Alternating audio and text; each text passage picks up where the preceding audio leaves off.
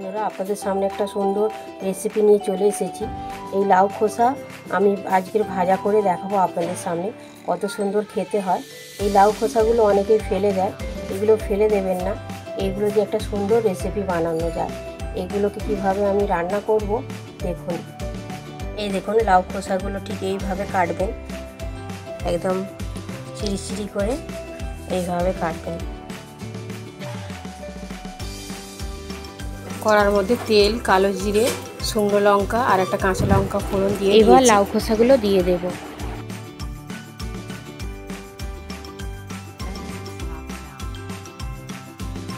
এর মধ্যে সামান্য হলুদ গুঁড়ো, সামান্য লবণের দানা, সামান্য চিনির দানা দিয়ে একসঙ্গে মিশিয়ে ভালো করে ভেজে নেব। দেখুন, এটা আধ ভাজা হয়ে গেছে।